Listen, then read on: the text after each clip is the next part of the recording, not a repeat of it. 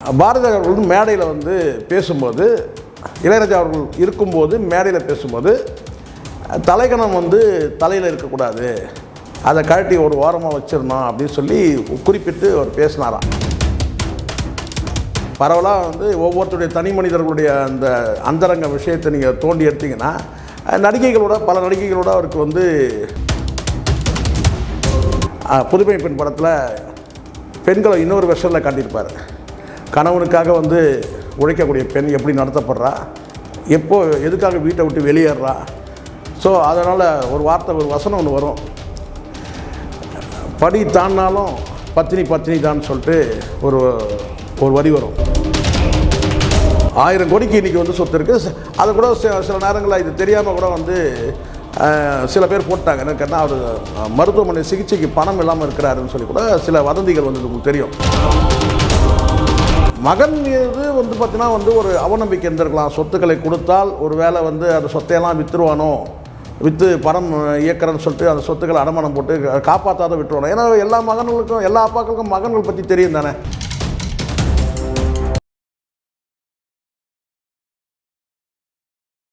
Sir வணக்கம். வணக்கம் sir. வணக்கம். இயக்குனர் இமயம் பாரதி ராஜா மறைவுக்கு பிறகு பல விஷயங்கள் பேசப்பட்டுகிட்டே வருது. அவர் இதை பண்ணார், அவர் அதை பண்ணார், அவர் இந்த நடிகையை வளர்த்தாரு, இந்த நடிகை அழிச்சார், இப்படின்ற மாதிரி பல விதங்களில் வந்து பேசப்படுகிறது. ஆனால் நாம் வந்து உற்று நோக்கக்கூடிய விஷயம் என்னென்னா, இளையராஜா பாரதி ராஜா அவர்களுடைய திரைப்பயணம் வந்து கிட்டத்தட்ட 16 வருஷமாக அவங்க ட்ராவல் பண்ணியிருக்காங்க, ஒன்றா ஒர்க் பண்ணியிருக்காங்க. அதுக்கு முன்னாடியே ஃப்ரெண்ட்ஸாக, சினிமா துறைக்கு வரதுக்கு முன்னாடியே ரொம்ப ஃப்ரெண்ட்ஸாக இருந்திருக்காங்க. ஆனால் 16 வருடங்களுக்கு பிறகு அவர் ஏஆர் ரகுமான் கூட இசையமைப்பில் சேர்ந்துட்டார். இது நீங்கள் எப்படி பார்க்குறீங்க? என்ன காரணம்? இல்லை, இது இளையராஜா அவர்கள் பொறுத்த வரைக்கும் அவருக்குன்னு ஒரு தனி குணம் இருக்குது, உங்களுக்கு தெரியும் நினைக்கிறேன். அது வெளிப்பார்வையிலேருந்து பார்க்கும்போது நமக்கு எல்லாருக்குமே என்ன கேட்டால் ஒரு ஹெட்வெயிட் பிடிச்சவர் அப்படின்ற மாதிரி இருக்கும். அவருடைய பேச்சுக்களும் அதை நிரூபிக்கிற மாதிரி பல கட்டங்களில் இளையராஜாவோட பேச்சுக்கள் அப்படி தான் இருந்தது. அதில் என்னென்னா, ஒரு காலகட்டத்தில் அந்த புகழ் சேராத போது, அந்த தலைக்கணம் என்று ஒன்று இல்லாத போது இவங்கக்கிட்ட ஒரு இணக்கம் இருந்தது. புகழ் சேர சேர பேரும் புகழும் கூடவே பணமும் சேர என்ன ஆகுதுன்னா, ஒரு கட்டத்துக்கு மேலே வந்து இவங்களுக்கு ஒரு மனதளவில் வந்து ஒரு விரிசல் இருக்குது, ஒரு கேப் இருக்குதுன்னு சொன்னாங்க. அதுவும் குறிப்பாக வந்து பல காசோலைகள் வந்து சம்பளமாக இளையராஜா அனுப்பி அந்த காசோலைகள் வந்து பணமாகாமல் ரிட்டர்ன் வந்த கதைகள்லாம் இருக்குது. ஆனாலும் இளையராஜா வந்து அதை பெரிதாக வந்து கண்டுக்க மாட்டாராம். காரணம் என்னென்னா, ஆதி காலத்தில் பாரதி ராஜா அவருடைய அந்த என்ன சொல்கிறேன்னா அந்த ஆதரவில் வந்து வளர்ந்தவங்கன்றதுனால ஒரு பணம் குறித்து ஒரு பெரிய பொருட்டாக வந்து இளையராஜா எடுத்துக்க மாட்டாராம். ஆனால் ஒரு சிச்சுவேஷனில் பாரதி ராஜா அவர்கள் மேடையில் வந்து பேசும்போது, இளையராஜா அவர்கள் இருக்கும்போது மேடையில் பேசும்போது, தலைக்கணம் வந்து தலையில் இருக்கக்கூடாது, அதை கழட்டி ஒரு ஓரமாக வச்சிடணும் அப்படின்னு சொல்லி குறிப்பிட்டு அவர் பேசினாராம். அது வந்து பாரதி ராஜா அவர்களே சொல்லியிருக்கிறார். எனக்கும் அவனுக்கும் என்ன பிரச்சனை, இளையராஜாவுக்கும் பிரச்சனைனா இதுதான் பிரச்சனை, நான் சொல்லிட்டேன், அதை வந்து தப்பாக எடுத்துக்கிட்டு கோச்சிக்கிட்டு என்கிட்ட பேசுறதில்ல. அதுக்கப்புறம் நான் வந்து அவங்ககிட்ட நான் வந்து வருத்தப்பட்டேன்.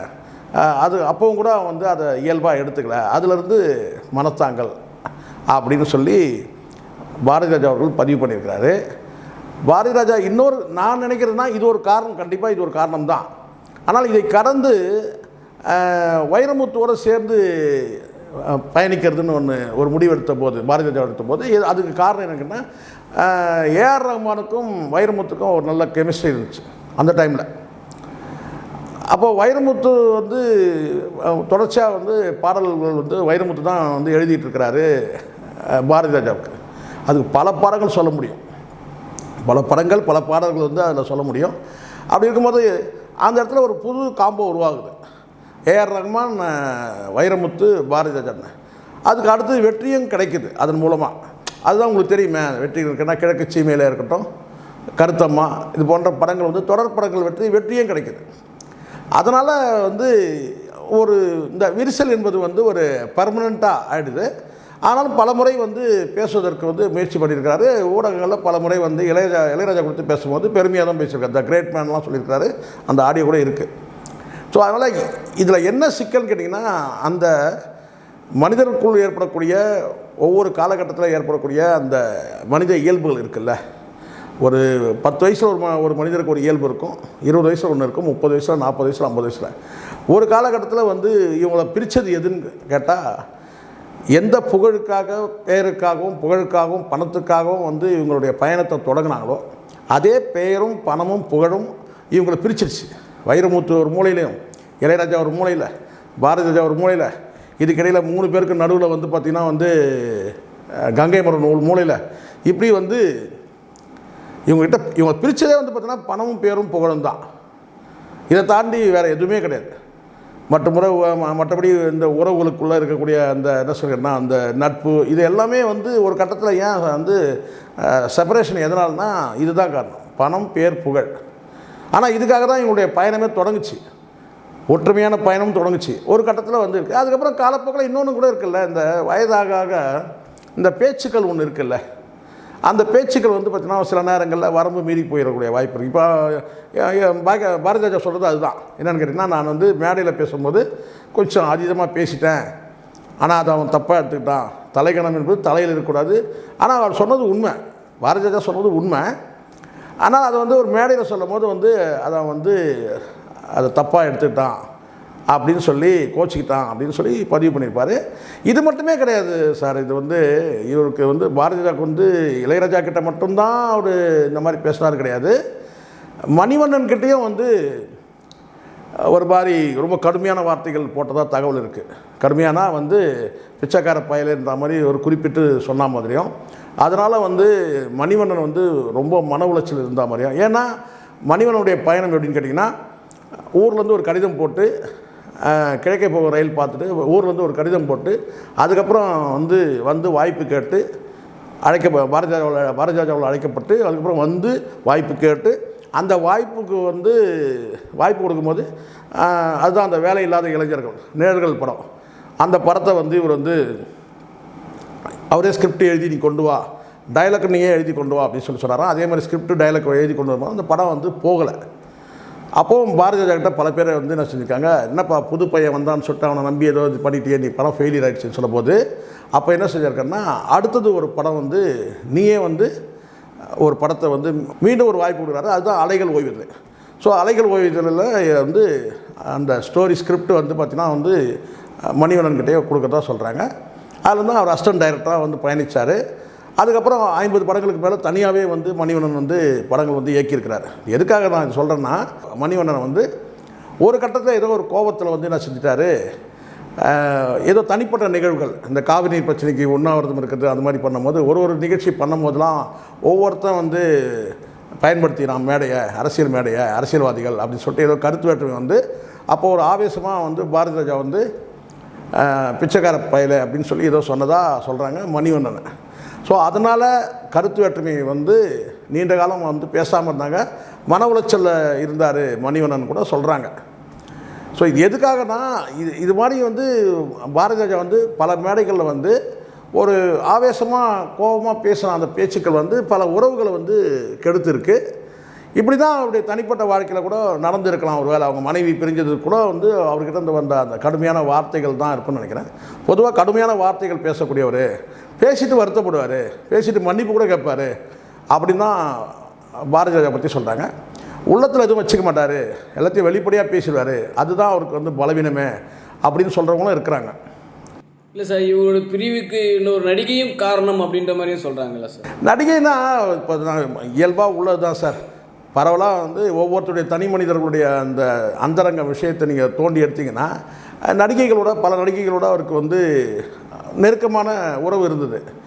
அந்த நெருக்கம் எது வரைக்கும் இருந்தது, பொதுவாக எல்லாரும் அந்த சினிமாவில் சொல்கிறது தான் சார் நடிகைகளோட நெருக்கம் நிறைய இருந்தது அப்படின்னு சொல்லுவாங்க. ஒரு இயக்குனராக இருக்கும்போது நடிகைகளுக்கு நடிப்பை சொல்லித்தரும்போது அந்த நெருக்கம் ஏற்படும் தான். அதை தாண்டி அந்த நடிகைகளுக்கு எந்த நடிகைக்கு எது வரைக்கும் உறவு இருந்ததுன்னு நம்ம சொல்ல முடியாது. அப்படி சொன்னாலும் கூட இறந்த பிறகு நம்ம சொன்னோம்னா அது கலங்கப்படுத்துகிற மாதிரி ஆகிடும். அதுதான் தேவையில்லாமல் நமக்கு வசைமொழி வருது. ஆனால் ஒவ்வொருத்தருக்கும் ஒரு இயல்பு இருக்குது. அது அந்த வகையில் பார்த்திங்கன்னா, இப்போ இவருக்கு நடிகைகளை பார்த்திங்கன்னா தேர்வு செய்கிறதுலே ஏன் மலையாள நடிகைகளே தேர்வு செய்தார்னு ஒரு கேள்வி இருக்குது. ஏன் தமிழ் நடிகைகளே இல்லையா தமிழ்நாட்டில் அப்படின்னு கூட சில பேர் சொல்கிறாங்க. ஆனால் பெரும்பாலும் இவருடைய படத்தில் நடித்த நடிகைகள் எல்லாருமே உச்சத்தில் போயிருக்கிறாங்க. அது பல நடிகைகளை சொல்ல முடியும். அதனால் நம்ம வந்து அதை பற்றி பேசலை. எந்த நடிகைக்கு வந்து எவ்வளோ தூரம் வந்து இவருக்கு நெருக்கம் இருந்துன்னு சொல்ல முடியாது. அது வந்து வீடு வாசல் வரைக்குமா, ஆஃபீஸ் வரைக்குமா, அல்லது வீடு ஹால் வரைக்குமா, கிச்சன் வரைக்குமா, பெட்ரூம் வரைக்குமா, அதை நம்ம சொல்ல முடியாது. ஸோ அதனால் நம்ம அது இப்போ பேசுகிறது அர்த்தம் இல்லை. ஆனால் வந்து பொதுவாக வந்து பாரதி ராஜா அவர்கள் வந்து ஒரு திறந்த மனதோடு இருக்கக்கூடியவர். பலருக்கு வந்து பார்த்திங்கன்னா வந்து வாழ்க்கை கிடைச்சிருக்குன்றது உண்மை தானே. வாழ்க்கைன்றது நான் சொல்கிறது என்னென்னா, அந்த வாய்ப்புகள் மூலமாக கிடைக்கக்கூடிய ஒரு முறை அவர் பேசும்போது சொல்கிறார், நாமெல்லாம் வந்து வாய்ப்பை வந்து நம்ம பயன்படுத்திக்கிறோம், எல்லாமே வந்து இறைவன் கொடுக்கறது. நம்ம வந்து எப்படி குழாயில் வந்து பார்த்திங்கன்னா வந்து நீர் வருது, எப்படி வந்து பார்த்திங்கன்னா வந்து குழாய் மூலமாக நீர் வருது. நாமெல்லாம் வந்து குழாய் மாதிரி தான். நீர்ன்றது வந்து பார்த்திங்கன்னா இறைவன் கொடுக்கறது. நம்மக்கிட்ட இருக்க திறமை வந்து பார்த்திங்கன்னா வந்து நம்ம வந்து ஒரு என்ன சொல்லணும், மற்றவர்கிட்ட திறமையோ இல்லை நம்மக்கிட்ட இருக்க திறமை கூட பார்த்திங்கன்னா நம்ம வந்து அதை நீருக்கு ஒப்பிடுறாரு. அதை குழாய் மாதிரி தான் நாம் அப்படின்னு சொல்லி ஒரு உதாரணம் கூட சொல்கிறாரு. ஸோ எதுக்காக இதுனா, பலருக்கும் வந்து வாய்ப்பு கொடுத்தவர், அந்த வாய்ப்பு மூலமாக வாழ்க்கை பெற்றவங்க இருக்கிறாங்க. அதை தாண்டி எனக்கு ஒரு ரொம்ப தனிப்பட்ட முறையில் எனக்கு ஒரு விஷயம் என்னென்னா, இப்போ யாராவது நீங்கள் சமீபத்தில் கூட நீங்கள் போய் பார்க்கலாம், ஏதாவது கேட்டினா அந்த பெண்கள் ரேஷியோ இருக்குல்ல. இப்போ உதாரணத்துக்கு ஒரு மணமகள் தேடுறீங்க, மணமகள் வந்து பார்த்திங்கன்னா குறைவாக இருக்காங்க, மணமகன் அதிகமாக இருக்கிறாங்க. அது நீங்கள் எப்போ பார்க்கலாம் கேட்டால், இந்த பேப்பரில் நியூஸ் பேப்பரில் வந்து மணமகள் தேவைன்னு போட்டிருப்பாங்க. அதிலே நீங்கள் பார்த்துக்கலாம். மணமகள் வந்து அந்த இடத்துல வந்து பார்த்திங்கன்னா வந்து குறைவாக இருப்பாங்க, மணமகன் வந்து பார்த்திங்கன்னா அதிகமாக இருப்பாங்க. உள்ளபடியே இன்றைக்கி வந்து அப்படி தான் இருக்குது. அதுக்கு காரணம், மணமகள் குறைஞ்சதுக்கு காரணம் திருமணத்துக்காக வந்து காத்திருக்கக்கூடிய பெண்கள் அல்லது வந்து திருமணத்தை எதிர்நோக்கி இருக்கிற பெண்கள் வந்து இன்றைக்கி குறைவாக இருக்கிறதுக்கு காரணமே என்னென்னா, ஒரு 25-30 வருஷத்துக்கு முன்னாடி நடந்த 90களில் நடந்த அந்த கள்ளிப்பால் வச்சு கொள்வது இருக்கு இல்லையா, அந்த பெண் சிசு கொலை, அதுதான் வந்து இன்றைக்கி வந்து பெண்கள் வந்து குறைவானதுக்கு காரணம். உள்ளபடியே வந்து இன்றைக்கி வந்து அந்த பெண் சிசு கொலை தடுக்கப்பட்டிருக்கு அப்படின்னு சொன்னால் அரசு ஒரு காரணம் நீங்கள் சொல்லலாம். ஆனால் அரசை தாண்டி பாரதி ராஜா அவர்களும் காரணம். மிகப்பெரிய ஒரு விழிப்புணர்வை வந்து கருத்தம்மா படத்தில் ஏற்படுத்தினார். இன்றைக்கி வந்து பல பெண் குழந்தைகள் இன்றைக்கி வந்து இருக்கிறதுக்கு காரணமே வந்து, அதுவும் குறிப்பாக தென் மாவட்டங்களில் மிகப்பெரிய அளவில் பெண் சிசு கொலை நடந்துச்சு. அதை வந்து தடுத்து வந்து பார்த்தா அந்த விழிப்புணர்வை ஊட்டினது, அற்புதமான ஒரு படத்தை வந்து உருவாக்குனது கருத்தம்மா. ஸோ அதனால் நம்ம பாசிட்டிவான விஷயங்களை நம்ம பார்க்கணும். எல்லா மனிதருக்கும் இருண்ட பக்கம், கருப்பு பக்கம், மறைக்கப்பட்ட பகுதி இதெல்லாம் இருக்க தான் செய்யும். அதை வந்து இப்போ பேசி எந்த பயனும் கிடையாது. அதுக்குண்டான என்ன கர்மாவோ அது அவர் வாழ்க்கையில் நடந்திருக்குன்னு நினைக்கிறேன். நம்ம வந்து அது அவசியம் இல்லை. ஆனால் சினிமாவில் வந்து பார்த்திங்கன்னா வந்து சினிமா மூலமாக வந்து அவருக்கு சில புண்ணியங்கள் கிடைச்சிருக்கு. அவர் இந்த மாதிரியான புண்ணியங்கள் தான் நான் சொல்கிறேன். இந்த பெண் சிசு கொலையாக இருக்கட்டும், புதுமை பெண் படத்தில் பெண்களை இன்னொரு வெர்ஷனில் காட்டியிருப்பார். கணவனுக்காக வந்து உழைக்கக்கூடிய பெண் எப்படி நடத்தப்படுறா, எதுக்காக வீட்டை விட்டு வெளியேறா. ஸோ அதனால் ஒரு வசனம் ஒன்று வரும், படி தாண்டினாலும் பத்தினி தான் சொல்லிட்டு ஒரு வரி வரும். அது உள்ளபடியே வந்து பார்த்தா அந்த படம் பார்க்குறவங்களுக்கு தெரியும். அந்த அளவுக்கு வந்து அந்த கதாபாத்திரம் வந்து கம்பீரமாக இருக்கும். ரேவதி தான் நடிச்சிருப்பாங்க இந்த படத்தில். ஸோ எதுக்காகனா இதெல்லாம் வந்து ஒரு பாசிட்டிவான விஷயங்கள் இருக்குது. அவருடைய மேடை, நீங்கள் கேட்ட கேள்விக்கு பதில் என்னென்னா, அவருடைய மேடை இயல்பு வந்து கொஞ்சம் ஆவேசப்பட்டு ஆக்ரோஷமாக பேசிடுவார். அது வந்து நம்ம நிறைய பார்த்துருக்குறோம். அதே சமயத்தில் நடிகைக்கு பிரச்சனைன்னு நடிகைகளுக்கெல்லாம் பிரச்சனை. நடிகைகள் குறித்து தரம் தாழ்ந்து ஒரு பத்திரிகை வந்து, ஒரு குமுதம் பத்திரிகை வந்து தரம் தாழ்ந்து எழுதப்பட்ட போது, அப்போது என்ன செஞ்சார், ஒரு பெரும் படையை கொண்டு போயிட்டு என்ன செஞ்சார், அந்த குமுதம் ஆஃபீஸ் வந்து அடித்து நொறுக்குனாங்க கேட் வாசலில் போயிட்டு. அது வந்து பாரதி ராஜா அவருடைய தலைமையில் தான் நடந்துச்சு. ஒரு நடிகையின் கதையை சொல்லிட்டு நடிகையுடைய அந்தரங்க வாழ்க்கையை வந்து எழுதுனாங்க.